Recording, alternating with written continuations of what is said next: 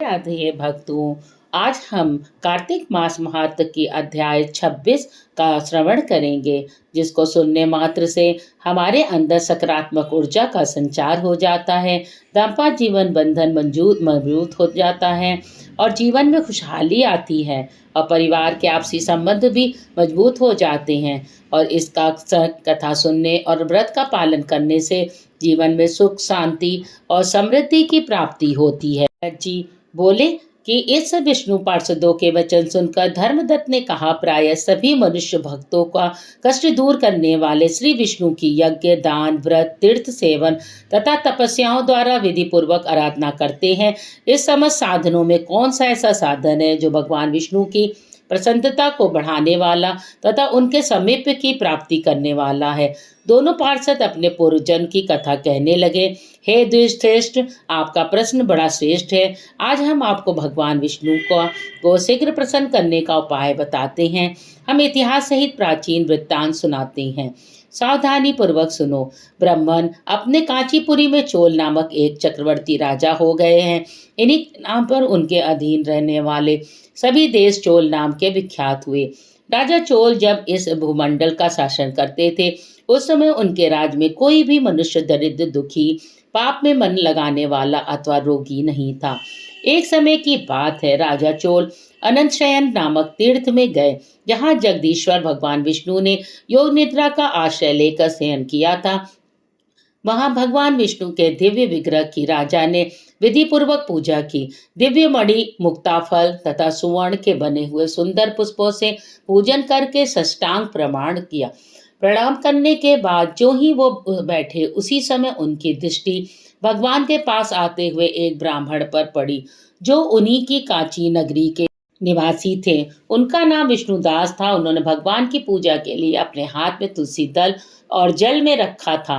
निकट आने पर उन ब्राह्मण ने विष्णु सूक्त का पाठ करते हुए देवादिदेव भगवान को स्नान कराया और तुलसी की मंजरी तथा पत्तों से उनकी विधिवत पूजा की। राजा चोल ने जो पहले रत्नों से भगवान की पूजा की थी, वह सब तुलसी पूजा से ढक गई। यह देखकर राजा कुपित होकर बोले, विष्णुदास, मैंने मणियों और सुवर्ण से भगवान की जो पूजा की थी, वह कितनी शोभा पा रही थी। तुमने तुलसी दल चढ़ाकर उसे ढक दिया। बताओ ऐसा क्यों किया? मुझे तो ऐसा जान पड़ता है कि तुम दरिद्र और गंवार हो, भगवान विष्णु की भक्ति को बिल्कुल नहीं जानते। राजा की यह बात सुनकर दुश्रेष्ठ विष्णुदास ने कहा, राजन, आपको भक्ति का कुछ भी पता नहीं है। केवल राजलक्ष्मी के कारण आप घमंड कर रहे हैं। बतलाइए तो आप आज से पहले आपने कितने वैष्णव व्रतों का पालन किया है?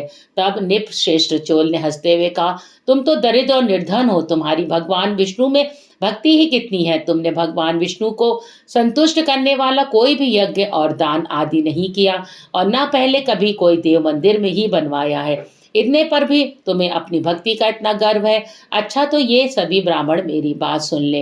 भगवान विष्णु के दर्शन पहले मैं करता हूँ या यह ब्राह्मण, इस बात को आप सब लोग देखें। फिर हम दोनों में से किसकी भक्ति कैसी है, यह सब लोग स्वतः ही जान लेंगे। ऐसा कर कर राजा अपने राजभवन को चले गए। वहां उन्होंने महर्षि मृदुल को आचार्य बनाकर वैष्णव यज्ञ प्रारंभ किया। उधर सदैव भगवान विष्णु को प्रसन्न करने वाले शस्त्रों का नियमों से तत्पर विष्णुदास भी व्रत का पालन करते हुए वहीं भगवान विष्णु के मंदिर में टिक गए। उन्होंने माघ और कार्तिक के उत्तम व्रत का अनुष्ठान, तुलसी वन की रक्षा की, एकादशी को द्वादशाक्षर मंत्र का जाप किया और नित्य गीत आदि मंगलमय आयोजनों के साथ प्रतिदिन षोडशोपचार में भगवान विष्णु की पूजा आदि नियमों का आचरण किया।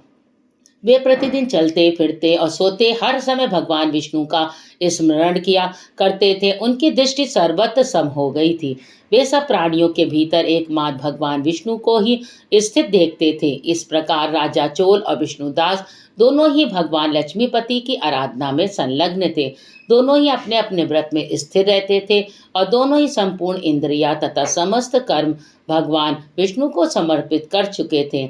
इस अवस्था में उन दोनों ने दीर्घ काल व्यतीत किया। कार्तिक मास महात्म अध्याय 26 समाप्त होता है। कार्तिक मास में हमें तुलसी माता की पौराणिक कथा का श्रवण जरूर करना चाहिए और तुलसी विवाह विधि विधान के साथ करना चाहिए। इस दिन व्रत रखने से और शाम को तुलसी माता की पूजा करने के बाद भगवान शालिग्राम से उनकी शादी कराना चाहिए। आइए तुलसी माता की पौराणिक कथा का श्रवण करते हैं।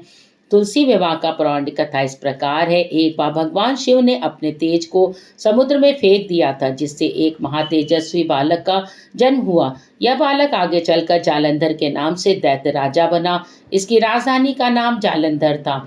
जालंधर का विवाह दैत्यराज कालनेमी की कन्या वृंदा से हुआ। जालंधर महाराक्षस था। अपनी सत्ता के मद में चूर होकर एक बार उसने माता लक्ष्मी को पाने की कामना से युद्ध किया, लेकिन समुद्र से ही उत्पन्न होने के कारण माता लक्ष्मी ने उसे अपने भाई के रूप में स्वीकार किया। इसके बाद जालंधर देवी पार्वती को पाने की लालसा में कैलाश पर्वत पहुंच गया। वह भगवान शिव का रूप धारण करके पार्वती के समीप गया, परंतु मां ने उसे तुरंत पहचान लिया तथा वहां से अंतर्ध्यान हो गई। देवी पार्वती ने क्रुद्ध होकर सारा वृत्तांत भगवान विष्णु को सुनाया। जालंधर की पत्नी वृंदा अत्यंत पतिव्रता स्त्री थी। उसी के पतिव्रता धर्म की शक्ति से जालंधर को न तो कोई मार सकता था, न ही पराजित कर सकता था। ऐसे में जालंधर का नाश करने के लिए उनकी पत्नी वृंदा के पति धर्म को भंग करने का ना जरूरी था। इसी कारण भगवान विष्णु ऋषि का वेश धारण कर वन में जा पहुंचे और वहां वृंदा भ्रमण कर रही थी। ऋषि रूप में भगवान विष्णु के साथ दो मायावी राक्षस भी थे, जिन्हें देखकर वृंदा भयभीत हो गई। ऋषि ने उन राक्षस को वृंदा के सामने तुरंत ही भस्म कर दिया। उनकी शक्ति देखकर वृंदा ने कैलाश पर्वत पर महादेव के साथ युद्ध कर रहे अपने पति के बारे में पूछा। ऋषि ने अपना माया जाल से दो वानर प्रकट किए, जिसमें एक वानर के हाथ में जालंधर का सिर था तथा दूसरे हाथ में उसका धड़ था। अपने पति की यह दशा देखकर वृंदा मूर्छित हो गई और होश में आने पर उन्होंने ऋषि से अपने पति को जीवित करने की विनती की। भगवान ने अपनी माया से जालंधर को जीवित कर दिया और स्वयं भी वह उसी शरीर में प्रवेश कर गए। वृंदा को इस छल की तनिक भी आभास न हुआ। जालंधर बने भगवान से वृंदा प्रतिव्रता का व्यवहार करने लगी, जिससे वृंदा का सतीत्व भंग हो गया। ऐसा होते ही वृंदा का पति युद्ध में मारा गया।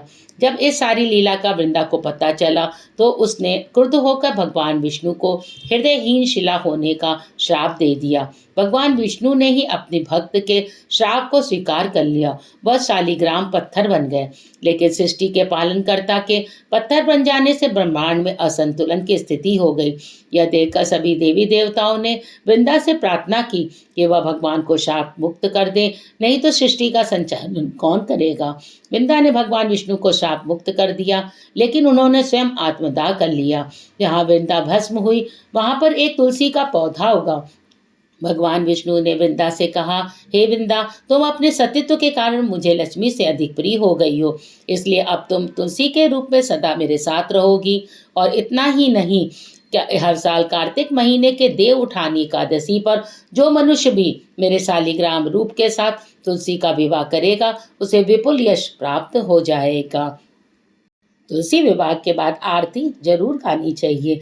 तुलसी महारानी नमो नमो, हरि की पटरानी नमो नमो, धन तुलसी पूर्ण तप कीनो, शालिग्राम बनी पटरानी।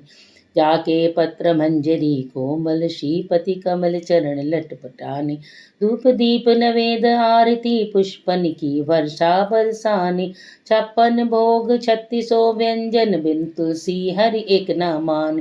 तभी सखी मैया तेरो यश गावे, भक्ति दान दीजे महारानी। नमो नमो तुलसी महारानी, तुलसी महारानी नमो नमो, तुलसी महारानी नमो नमो, हरि की पटरामी नमो नमो। विष्णु भगवान आप सभी के मनोकामना को पूर्ण करें और आपके घर परिवार में सुख समृद्धि बनी रहे।